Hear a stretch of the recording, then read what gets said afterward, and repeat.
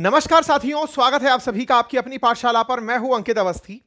भारत के प्रधानमंत्री इजराइल की यात्रा पर 25 फरवरी को जाने वाले हैं। इससे पहले ही मिडिल ईस्ट में इजराइल के विरोध में और ऐसा माहौल बन चुका है एक अमेरिकी राजदूत के विरोध में कि अरब राष्ट्र इजराइल के प्रति अपना गुस्सा पब्लिकली दिखा रहे हैं। इजराइल वैसे ही सुर्खियों में बहुत रहता है और भारत के प्रधानमंत्री की एक दिन बाद की यात्रा ऐसे समय में जब विरोध हो रहा हो बहुत मायने रखती है। ऐसा क्या हुआ, इजराइल के खिलाफ अरब वर्ल्ड के लोग क्यों उतर आए, इन सब विषयों के ऊपर आज चर्चा करेंगे। हाल ही में आपको मालूम होगा कि ट्रंप के इंटरफेरेंस से गाजा को लेकर पीस प्लान जारी हुआ था और उस पीस प्लान के बाद अब अचानक गुस्सा उतारने की मेजर वजह बनकर आए एक व्यक्ति जो अमेरिका के राजदूत हैं, इजराइल में पोस्टेड हैं।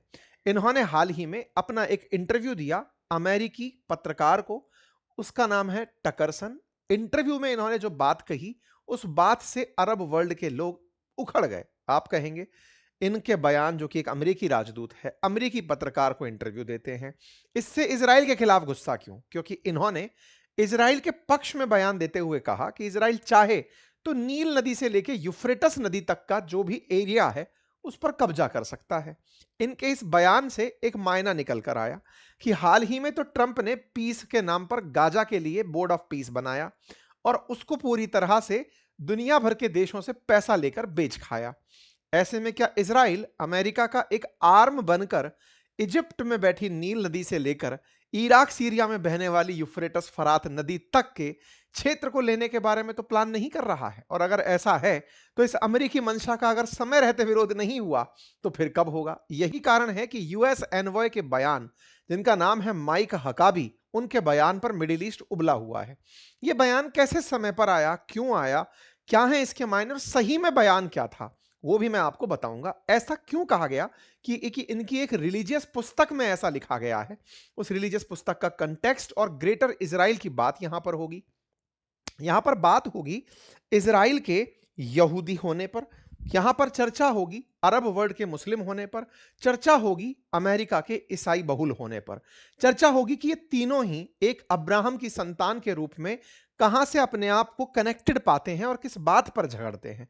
डिटेल में चर्चा होगी। चलिए शुरू करते हैं, क्योंकि अल्टीमेटली यूएस एम्बेसडर जो इजराइल में है, उनके बयान इस समय अरब और मुस्लिम जगत में खूब क्रिटिसाइज किए जा रहे हैं। लेकिन यह बात तो वही है जो नेतन्याहू कहा करते थे। अगर वही सेम बात है ऐसे समय पर जब अमेरिका ईरान के साथ झगड़ा कर रहा हो और उसे ईरान के खिलाफ दुनिया के और विशेष रूप से अरब देशों का साथ चाहिए हो, उस समय पर अगर इजराइल के अंदर बैठे अमेरिकी राजदूत ऐसा बयान दे देते हैं तो इसके मायने बहुत सारे होंगे। खैर, इन मायनों पर आगे बढ़ेंगे, लेकिन फिर भी एक बार जल्दबाजी में जल्दी से जानकारी दे दूं। तमाम साथी जो मेरा कोर्स एनरोल कर चुके हैं उनको बहुत सारी शुभकामनाएं। जल्दी ही आप लोगों को बहुत सारी चीजें इस कोर्स में मिलने वाली हैं। आप सभी को अवेयर हो तो मैं आपको बता दूं, मैंने आज से एक दिन पहले ही आप लोगों के लिए AI mastery powerful AI tools का एक कोर्स निकाला है, जिसमें बिगिनर से लेकर प्रो तक के लिए आप सभी के लिए 20 से अधिक एआई के टूल्स का इस्तेमाल करते हुए आपके जीवन में कैसे इनका अंतर क्रिएट किया जा सकता है, जिसमें लेटेस्ट सर्वम एआई का भी जिक्र है। ChatGPT, Gemini, DeepSeek, Cursor, Grok, Higgsfield, Kimi, जितने भी प्रकार के टूल्स हैं, इनका आप अपने जीवन में कैसे यूज कर सकते हैं। चाहे अखबार पढ़ना हो, चाहे नोट्स बनाना हो, टाइम टेबल बनाना हो, रेज्यूमे बनाना हो, कंटेंट राइटिंग हो, स्क्रिप्ट लेखन हो, यूट्यूब हैंडलिंग हो, एसईओ करना हो, ये सब बातें मैं अपने वीडियोस के अंदर क्लास वाइज क्लास सिखाता चला जा रहा हूं और बहुत अल्टीमेट रेस्पॉन्स उसका मिलना शुरू हो चुका है। आप में से अगर कोई साथी अभी इसको लेना चाहता है तो अवश्य ले ले, क्योंकि अभी शुरुआती 7 दिनों तक 33% आप लोगों को ऑफ इस कोर्स में दिया जा रहा है। ये कोर्स बातें बाजार के एप्लीकेशन पर है, जिसका लिंक मैंने कमेंट बॉक्स में पिन किया हुआ है। एप्लीकेशन से और यूट्यूब उससे वेबसाइट से आप इस कोर्स को ले सकते हैं। जल्दी करते हैं, आगे बढ़ते हैं साथियों। इजराइल में अमेरिकी राजदूत हैं माइक हुकाबी। उनका बयान आया जिससे सऊदी अरब, मिस्र, जॉर्डन सब लोग नाराज हुए। बयान ऐसा था जिसे धार्मिक और राष्ट्रीय भावनाओं को भड़काने वाला माना गया। ये उस बयान के खिलाफ आए हुए तमाम कमेंट्स हैं जो कि फॉरेन मिनिस्ट्रीज की तरफ से जारी किए गए। किंगडम ऑफ ये सऊदी अरेबिया की तरफ से आया ये पूरा पूरा बयान है जो विरोध कर रहा है। कतर का विरोध है, तमाम मुस्लिम राष्ट्रों के विरोध है। और ऐसे में उन कमेंट्स में विशेष रूप से जब ये विरोध जारी हुआ तो लोगों ने खूब ज्यादा उन देशों को मतलब भला बुरा कहा जो मुस्लिम देश हैं, अरब वर्ल्ड के देश हैं। उनके लोग ही अरब वर्ल्ड के इन राजनेताओं को क्रिटिसाइज कर रहे हैं कि तुम ही लोगों ने अमेरिका को फिलिस्तीन का सौदा करने दिया। गाजा पीस प्लान में तुम ही लोग साझा होने गए थे। तुम ही $7 बिलियन गाजा रिकंस्ट्रक्शन के नाम पर ट्रंप को दिया है, जो ट्रंप अपना शहर बसा रहा है। इजराइल के हाथों गाजा का जो भी हाल हुआ, उसके बाद में गाजा की पुनः बसावट में हमास को हटाने वाले तुम ही थे। तो ये लोग कमेंट्स में बहुत भला बुरा कहने लगे। इससे ये बात तो समझ में आती है कि मुस्लिम देश के जो राष्ट्राध्यक्ष हैं, देशों के जो राष्ट्राध्यक्ष हैं, वो भले ही अमेरिका को बिके हुए हों, लेकिन अमेरिका के प्रभाव क्षेत्र से इन देशों की जनता मुक्त है। वो खुल करके फिलिस्तीन का साथ ना देने पर इन मुस्लिम राष्ट्राध्यक्षों को भला बुरा कहती हुई सोशल मीडिया पर दिखती है। खैर, अब आते हैं माइक हकाबी पर। ये कौन है? सुनने के लिए केवल अमेरिका के राजदूत हैं इसराइल में, लेकिन ये बहुत प्रतिष्ठित राजनेता भी हैं। कैसे राजनेता हैं? ये वो व्यक्ति हैं जो कि अमेरिका के एक राज्य के गवर्नर रह चुके हैं और 2 बार अमेरिका में राष्ट्रपति पद के लिए चुनाव में अपनी दावेदारी पेश कर चुके हैं। इतना ही नहीं, इन्हें रिपब्लिकन पार्टी के अंदर, ट्रंप की पार्टी के अंदर बहुत इज्जत प्राप्त है, इसीलिए ट्रंप ने इन्हें इस क्षेत्र में नियुक्त किया है। ये रिपब्लिकन पार्टी की तरफ से 44th गवर्नर रह चुके हैं इनके अरंगसास करके जो राज्य है उसके अंदर। साथ ही साथ में ये एक बहुत अच्छा daily radio programme the Mike Huckabee show के नाम से भी होस्ट करते आए हैं। मीडिया पर्सनैलिटी हैं। अपने शो के चलते फॉक्स न्यूज में भी सुर्खियों में रहे हैं। प्रेसिडेंशियल नॉमिनेशन भी इनका रहा है 2008 और 2016 में। तो ये काफी अच्छे लेवल पर अमेरिका में चर्चित, प्रतिष्ठित एक commentator, TV news commentator, anchor, ये सब रहे। और उसके बाद, मतलब ये उनकी उस समय की तस्वीरें हैं जब ये अपना स्पीच दे रहे थे साउथ कैरोलिना में प्रेसिडेंशियली प्राइमरी के लिए। उस समय पर भी इनका नाम चर्चा में रहा। खैर, जब ट्रंप राष्ट्रपति बने तो इन्होंने उनको समर्थन दिया और ट्रंप ने इन्हें बदले में इजराइल का राजदूत बनाकर भेज दिया। ये इजराइल में थे तो इनका इंटरव्यू लेने के लिए आए एक और न्यूज के एंकर जिनका नाम है टकर कार्लसन। ये जो टकर कार्लसन है, ये भी अमेरिका के बहुत प्रतिष्ठित न्यूज एंकर हैं। इनके शो की जो भी बातें होती हैं वो कट करके जब डलती हैं तो बहुत सारे न्यूज चैनल्स में न्यूज बनाती हैं। ऐसे में इनके द्वारा जो बनाई गई न्यूज थी वो धीरे धीरे सुर्खियों में आने लगी। टकर कार्लसन ने जो बयान दिया वो हेडलाइन बनना शुरू हुआ। It would be fine if they took it all. ये अच्छा होगा यदि इजराइल ये सारा की सारा ले ले। ये टकर कार्लसन के वीडियो के अंदर की क्लिप्स हैं जिसमें जो बातें कही गई हैं वो मैं आपको बता रहा हूं। उस बात में यह कहा गया है कि बाइबल के अनुसार अब्राहम के वंशजों को वो जमीन मिलेगी जिसे आज पूरा मिडिल ईस्ट शामिल होगा। इब्राहिम के वंशजों के बारे में बात की गई है। कार्लसन ने इस बयान में जब ये कहा तब ये हकाबी कहते हैं कि अगर वे चाहें तो वे सब ले लें। कौन चाहें? इजरायली लोग चाहें। यही कारण है कि अल जजीरा इंग्लिश चैनल हो या तमाम जगह हो, वहां पर अमेरिकी राजदूत की तरफ से इजरायली मंशा का समर्थन करने पर विरोध किया जाना शुरू हुआ। तमाम प्रकार के न्यूज चैनल्स ने यही लाइन उठाकर करना डालना शुरू किया कि खुद राजदूत के मन में यह मंशा है कि जो इजराइल चाहे तो इस पूरे क्षेत्र को ले ले तो गलत नहीं है। इसका मतलब अमेरिका यही चाहता है। देखो, राजदूत अपने आप में, जैसे अपने देश के अंदर भी जब अमेरिकी राजदूत यहां पर आए हुए हैं तो उनके जितने भी बयान हैं उनको अमेरिका का बयान ही माना जाता है। बिल्कुल वैसे ही यहां पर अमेरिका के राजदूत के जो भी बयान हैं उनको अमेरिकी बयान ही माना जा रहा है और वैसे ही इन्हें ट्रीट किया जा रहा है। तो इनकी प्रतिक्रियाएं आना शुरू होती हैं। You are saying that the origin is dead, मतलब तमाम बातें जो भी हैं इन सब के बारे में निकल निकल कर चीजें आई। ऐसे में हकाबी जो कि राजदूत हैं, जो खुद ईसाई धर्म को मानते हैं, कट्टर इजरायली समर्थक हैं, और उन्होंने इस बात को कहते हुए कई बार यह भी कहा कि फिलिस्तीन जो है वो पहले तो ब्रिटेन के कंट्रोल में था, वहां पर अरब लोग आ गए, लेकिन फिलिस्तीन को लेकर के वो इतना ज्यादा झगड़ा क्यों करते हैं? वो तो ब्रिटिश टेरिटरी था, तो वो वैसा ही रहना चाहिए। तो इनके बयान हमेशा विचित्र रहे हैं। फिलहाल जिस बारे में चर्चा हुई है वो ये वाला क्षेत्र है जिसे ग्रेटर इजराइल कहा जाता है। अभी जो इजराइल है वो बहुत छोटे से क्षेत्र में है जिसमें गाजा पट्टी और वेस्ट बैंक को लेकर के बवाल मचा रहता है, क्योंकि वो पहले फिलिस्तीन का था, अभी भी फिलिस्तीन ही है, लेकिन जितना बच गया उतना ही है। कहते हैं कि पहले तक, इसके पीछे बहुत बार मैंने सेशंस किए हैं। फिलहाल पर अभी हम फोकस वापस से करते हैं जहां पर चल रहे हैं। ये वाला जो जानकारी दे रहा हूं मैं वो ये है, इजिप्ट के अंदर एक नदी बहती है जिसका नाम है नील रिवर, और यहां से लेकर के यूफ्रेटस रिवर, ये यूफ्रेटस रिवर जो है इसके बिल्कुल ईरान से होते हुए, सीरिया से होते हुए, ये टिग्रिस यूफ्रेटस दो नदियां हैं। इनमें से यूफ्रेटस नदी, जैसे फरात नदी के नाम से भी जाना जाता है, इससे लेकर के इस क्षेत्र को ग्रेटर इजराइल माना जाता है। मतलब इजराइल मानता है कि हमारी किताबों में जो इनकी रिलीजियस टेक्स्ट हैं उसमें लिखा गया है कि यह क्षेत्र जो इजराइल के संस्थापक रहे या यहूदियों के जो गॉडफादर रहे, जो गुरु रहे, उनको, उनके द्वारा यह जगह यहूदियों के लिए की गई है। तो ऐसी अगर जगह है कोई, तो इसमें तो बहुत सारे क्षेत्र शामिल हो गए। इजिप्ट इसमें शामिल हो गया, जॉर्डन इसमें शामिल हो गया, सीरिया हो गया, इराक हो गया, कुछ एरिया सऊदी का भी चला गया। और तो और जो छोटू-मोटू देश यहां पर कुवैत टाइप के हैं वो भी आ गए। और बाद में पता चले कि इजराइल इन सब के साथ और छोटे-मोटे देशों को ले गया।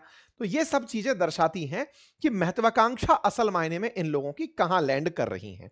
ये ग्रेटर इजराइल का जो कंसेप्ट है, यही नेतन्याहू भी बार-बार कहते रहते हैं। ऐसे में बड़ा सवाल यह बनता है कि कौन सी रिलीजियस टेक्स्ट है जिसको आधार मानकर यह बात कही जा रही है।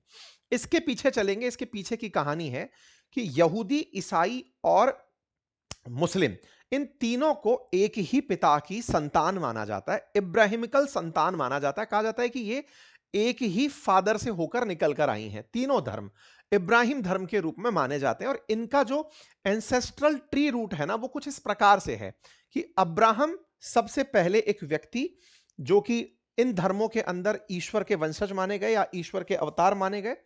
अब्राहम की दो विवाह हुए, एक हागर के साथ हुआ, एक सारा के साथ हुआ। इनके साथ जो इनके बच्चे जन्म लिए उनका नाम इस्माइल। इस्माइल ने अरब नेशंस को बसाया। ऐसे ही जो सारा थी, इनकी मतलब इनसे जन्मे इसहाक, और इसहाक से दो बच्चे, एक का नाम ईसाऊ और एक का नाम जैकब। जैकब से यहूदी यानी कि यहूदियों में इजराइल का निर्माण हुआ, और ईसाऊ से एडम का, एडम जिसको ये लोग ईसाई धर्म के लिए मानते हैं। इस ट्री को और अच्छे से अगर देखा जाए तो इस तरह से है कि अब्राहम और हागर से इस्माइल, और अब्राहम और सारा से इसहाक। और फिर यहीं से ही आगे चलकर एक थॉट ये भी मानती है, बिलीफ थॉट ये है कि जूइश पीपल और उनसे जूडिज्म और जीसस से क्रिश्चियनिटी निकल कर आई। मेन रूप से अब्राहम की संतानें इन तीनों ही धर्म को मानती हैं। तीनों धर्म जो हैं वो अपने आप को अब्राहम से रिलेट करके चलती हैं। ऐसे में अब सवाल यह है कि यहां पर जो बवाल हुआ वो किस बात पर था। बवाल इस बात पर था कि इस पुस्तक में, कौन सी पुस्तक, बाइबल ग्रंथ जो है इनका, जो तोराह के नाम से जाना जाता है, धार्मिक बाइबल ग्रंथ इजराइलियों का, उसमें कहा गया है कि इब्राहिम के पुत्र इसहाक के वंशज, उनके लिए यह पूरी की पूरी जगह प्रोमिस्ड लैंड की तरह रही जाएगी। यानी कि ईश्वर ने कहा था कि यह क्षेत्र इन लोगों को मिलेगा। उस पुस्तक में, जिसे ये रिलीजियस टेक्स्ट के रूप में पढ़ते हैं, उस पुस्तक में इस क्षेत्र को, जिसे ग्रेटर इजराइल कहा जा रहा है, उसमें यहूदियों को देने की बात कही गई है। इस बात को जब इनसे पूछा गया कि यहूदी इस बात को मानते हैं तो आपको क्या लगता है, इनने कहा मानते हैं तो वो जगह ले लेनी चाहिए।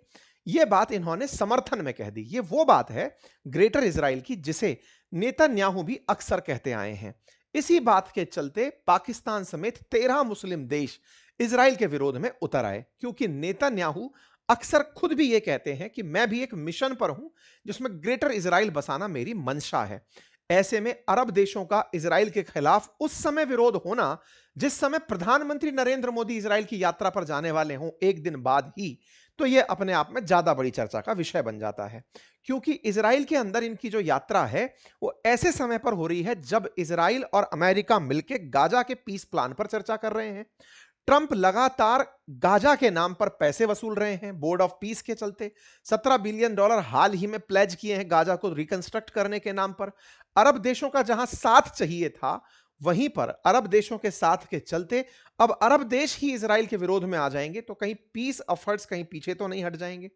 और भारत जो कि यहां पर अपनी प्रेजेंस देने जा रहा है, अभी हाल ही में मैंने सेशन भी बताया था आपको, बोर्ड ऑफ पीस में भारत एज एन ऑब्जर्वर पहुंचा था। तो भारत के लिए ऐसे समय पर, क्योंकि भारत अरब देशों को भी साध कर चल रहा होता है, इजराइल को, अमेरिका को, सबको, हम सबको ही साध रहे हैं। कारण यह क्योंकि हमारे 140 करोड़ लोग हैं, सब तरह की मान्यताओं के लोग हैं। ऐसे में हमको सबको साथ लेकर चलना है, और सबका साथ सबके विकास में हम किसी के खिलाफ और किसी के साथ हो ही नहीं पाते। तो ऐसे में हमारी यात्रा को और अड़ंगे लग रहे हैं। इजराइल यहीं पर नहीं रुक रहा है। उन्होंने वेस्ट बैंक के 60% एरिया को कब्जाने की योजना जारी कर दी है। यूं समझिए कि इस 60% वेस्ट बैंक, जो कि फिलिस्तीन का माना जाता है, ओस्लो अकॉर्ड के अकॉर्डिंग उसके 60% एरिया पर इजराइलियों ने रजिस्ट्री करवाना शुरू कर दिया। कहा है कि अगर तुम्हारी जमीन है, गाजा वालों, फिलिस्तीन वालों, तुम्हारी ये जमीन है तो कागज दिखाओ, नहीं है तो छोड़ कर जाओ। ये असल में वेस्ट बैंक है। आपको याद होगा जब मैं इजराइल की यात्रा पर गया था तो मैंने वेस्ट बैंक में इसी, ये जो एरिया नंबर सी है, यहां से खड़े होकर वीडियो डाला था आप लोगों को, वो आपने देखा भी होगा, अंकित इंस्पायर इंडिया पर हमने शेयर किया हुआ है। असल में ये कहने के लिए फिलिस्तीन है, लेकिन इसके 60% एरिया पर इजराइल का कब्जा है। इजराइल ने हाल ही में 60% एरिया पर रजिस्ट्री शुरू करवा दी है कि अगर तुम लोगों की जमीन है तो बताओ, नहीं तो इसको पूरे को हम ले लेंगे। इसका भी अरब देश विरोध कर रहे हैं। तो एक तरफ तो ये वेस्ट बैंक पूरी तरह 60% इजराइल के कब्जे में जा रहा है, गाजा के नाम पर रिकंस्ट्रक्शन आ चुका है, इन दोनों से मुक्त होकर के ग्रेटर इजराइल का मुद्दा जारी हो गया है। ऐसे में यह मुद्दा बहुत बड़ा बन जाता है और इंटरनेशनल अटेंशन का कारण बन जाता है। तो यह इंटरव्यू एक ऐसे दौर में, और उस दौर में बयान उस दौर में जब अरब वर्ल्ड चिढ़ रहे हों, तो भारत के प्रधानमंत्री की यात्रा को काफी ज्यादा अलग तरीके से देखा जा सकता है। खैर, नेतन्याहू ने प्रधानमंत्री के आने से पहले ही एक लाइन और बोल दी और कहा कि मैं एक रेडिकल एक्सेस बनाने जा रहा हूं, राइवल करने जा रहा हूं रेडिकल एक्सेस को 6 देशों को साथ लेकर के, जिसमें शायद भारत भी साथ होगा। ये क्या कहानी है? वो ईरान को, सऊदी को, जो भी देश ऐसे हैं जो कि एक्सट्रीमिज्म को पनाह देते हैं, उनके खिलाफ। तो असल में क्या है ना, इजराइल इन दिनों तुर्की के खिलाफ हो रखा है। उसने तुर्की के खिलाफ ग्रीस को, साइप्रस को साथ ले लिया है। इधर से वो भारत को साथ ले लेगा, 2 अरब देश और अफ्रीकन देश और पकड़ेगा। इन देशों का, 6 देशों का एक समूह बना रहा है जो क्रिटिसिज्म करेगा एक्सट्रीमिज्म का। इजराइल को ईरान साधना है और भारत को तुर्की। भारत के प्रधानमंत्री से अपेक्षाएं हैं कि वो उनका साथ देंगे। ऐसा बयान खुद बेंजामिन नेतन्याहू अपने बयान में दे रहे हैं कि हम कुछ करने वाले हैं रीजनल स्टेबिलिटी के लिए। भारत के प्रधानमंत्री ने भी एक सहमति जताया हुआ मैसेज तो कर दिया है, लेकिन क्या वाकई में भारत इजराइल के साथ उस ग्रुप में शामिल होगा? क्योंकि हमारा ईरान के खिलाफ भी खड़ा होना फिलहाल हमारी ईरान को साधने की नीति के खिलाफ हो जाएगा। ऐसे में यह यात्रा बड़ी ही रोमांचकारी हो जाती है। जब यात्रा होगी तो उसके मायने भी आपके सामने रखे जाएंगे। फिलहाल के लिए जानकारी इतनी ही है। आपको जानकारी पसंद आई हो तो अपनी राय कमेंट बॉक्स में दें। चैनल पर नए हैं तो सब्सक्राइब कर लें। और हां, जो मैंने आपको कोर्सेज के बारे में जानकारी दी कि हमारे कोर्सेज एआई पर आ चुके हैं, जाइए, बहुत अल्टीमेट कोर्स है, वर्थ विजिट है। आप जाकर के उसे एक्सेस करिए और इतना ही नहीं, अपने और साथियों को उसे रिकमेंड करिए। निश्चित ही आप इससे बेनिफिट पाएंगे। बहुत सारे छात्रों की इस पर प्रतिक्रियाएं बहुत ही अल्टीमेट मिल रही हैं और अर्ली मूवर एडवांटेज ये है कि शुरुआती 7 दिन में 33% ऑफ इस पर दिया जा रहा है। Thank you so much.